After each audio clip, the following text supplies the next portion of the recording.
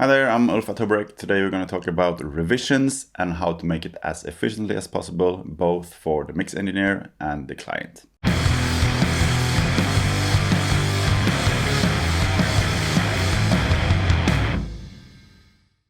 So whether you are a musician or in this case a client or the mix engineer, today I'm going to try to provide some tips on how to make this whole process as efficient as possible and also to get some kind of mutual understanding about how you can make things work as easy as it possibly can. First thing I would say to a mix engineer is to have a good system for how you set up your mix. For example, when I mix an album, I have all the songs in one long project. This is because most of the genres I work on, the basics of the sound is kind of cohesive through a full album. Even if small things changes, you can have different snare sounds in different songs. There might be one song that are totally off, but usually the basic drum sound, bass guitar, and the rhythm guitars are usually the same throughout the full album. That's very easy to have everything in one project. You make changes in one place and you make those changes globally through the whole album.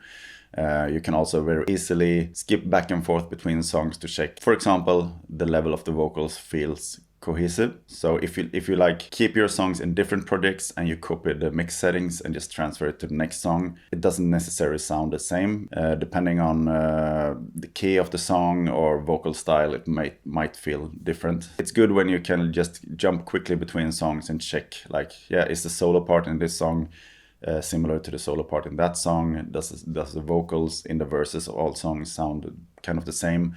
By keeping all the songs in one project, you can easily adjust that with some automation and just have a good overall level of all songs. The next thing where it's really good to have the songs in one project is when you are exporting them, because I work in Cubase, and in Cubase I can set cycle markers, and when I'm done with mixing the full album, I just put everything on export and it exports every song as a single track. I know that this can be done in Reaper, and I think it can be done in, for example, there's a third-party program called Bounce Butler that allows you to queue exports in any DAW. So if you can't do it like the way I describe it in your DAW, it could be a good idea to check out Bounce Butler. Before you even start mixing, it's good to communicate with the client or with the mix engineer if you are the client. What are the ground rules? How many revisions do you have included in the price? In my case, I don't have a limit on revisions because in 99% of the time, it's not a problem. I usually do about 2 revisions to get the overall sound, and then it may be anywhere from 1 to 5 extra revisions for just taking care of the tiniest details. And it's in those last revisions where it's super important to have a good system. So in the revision phase, if you work with a band, it's important that I have one person that collects all the information from the band and communicates that to the mix engineer. The worst case scenario that I have experienced in the past is get a mail with all the names of the members of the band and all their points, what they think should be changed in the mix. You can be sure that there are things in there that contradict each other. For example, the guitar player wants to have more guitar, the vocalist wants to have more vocals. You see, it's like someone says to raise the volume of one thing and then the other person says to lower the volume of the same thing, and then you have, as a mix engineer, have to take that decision. It's impossible to do that right.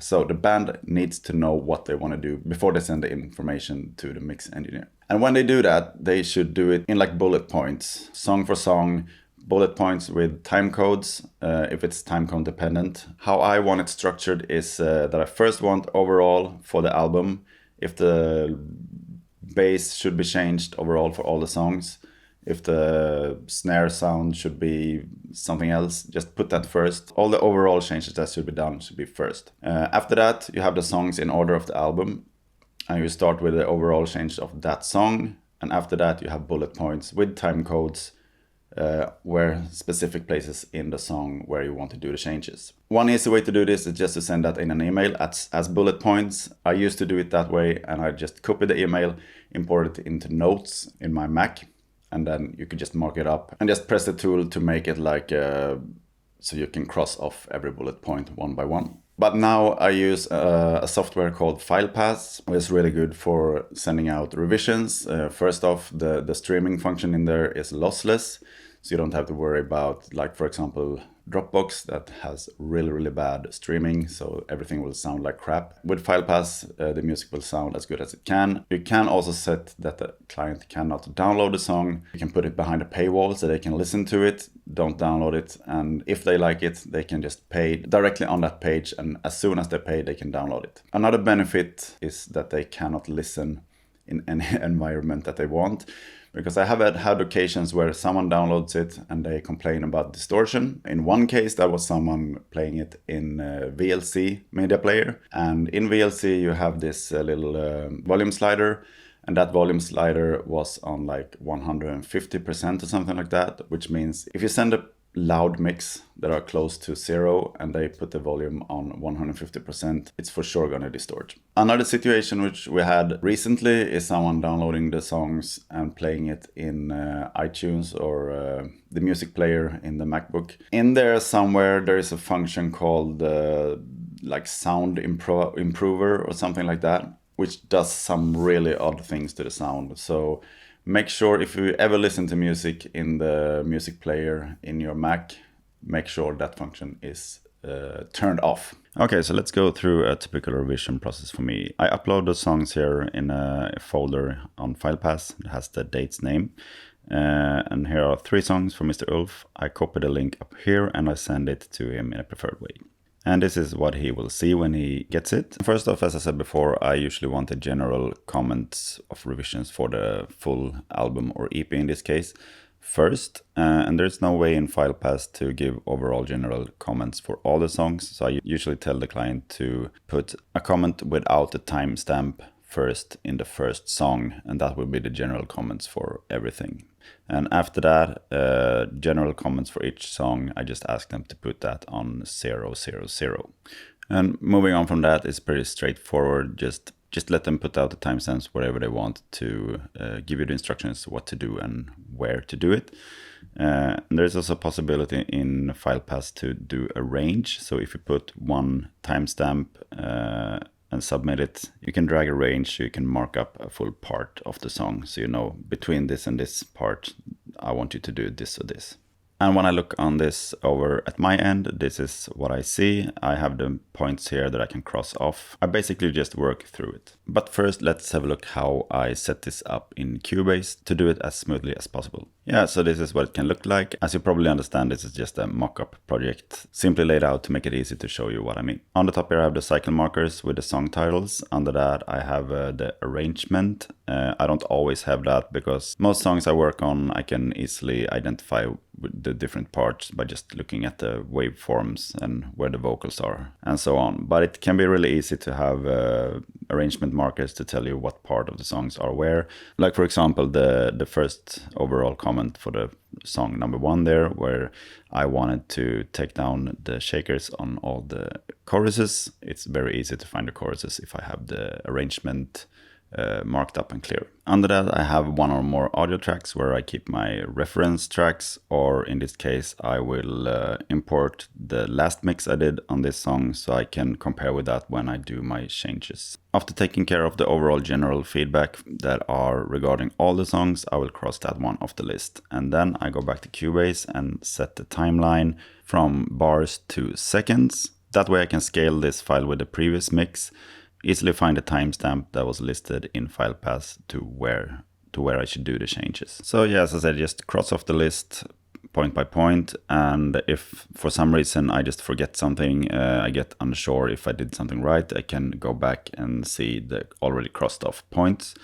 And also, if there is something I don't agree with or something I can't really do, I can leave a comment here for the artist or the band, saying that it's impossible, or ask questions or something so they can reply to me in Filepass. After all the feedback is taken care of, it's time to do a new export. I make sure all the cycle markers are crossed off. I usually do a subgroup called master, which I export everything through. I don't want to put the stereo bus processing on the stereo out in Cubase, because if I have a reference track that I want to compare things to, I want that to be not processed. So I have a separate group for where I put all my master stuff. I can change the naming template here. So name of the files will be number 1 1, 2, 3 for the songs, and then the song title, and then last is the date of when I'm exporting them. And if I do more than one revision in one day, I just do the date and then version 1, 2, 3, and etc. I export everything to a folder called Mix 2021 0825, yeah, for 25th of August. And now I'm exporting, and you can see here it's exporting 1 of 3, and this will just continue through all the 3 songs, so I can take a break while this is happening. And when it's done, everything is in this folder, and I can upload it to Filepass and begin revision number 2. Yeah, so this is my usual process about doing mix revisions. I still have some things to work on. All in all, it's really quick. I mean, for those final revisions that are usually just the minor details, it may take like 10 minutes to go through the songs of a full album to just fix those things. And if I would have to sit there and export song by song, that would make no sense. So it's really good that Cubase has that function with cycle markers, so you can just fix those things, put everything on export, and then you go and do some other work. Take a walk or lunch or whatever. What I want to implement too is automate the uploading to Filepass. Also automate the function that sends out an email to the client once it's uploaded, so I don't have to go back and do that either. I know those things can be done with an online program called Zapier, but I haven't dived that deep into that yet. I will do it, and when I have figured things out, I will share with you how I set that up. So do you have any tips on how to further improve this process, or if you had any revelations watching this, please let me know in the comments. Share tips with the other people here. If you have something for me that I can improve my system with, I'll be more than glad to hear about it. So thanks for watching, and if you got on this far and are not a subscriber yet, please consider subscribing and hit that notification bell so you don't miss any of my upcoming uploads. Yeah. See you again in the next video. Bye bye. Cheers.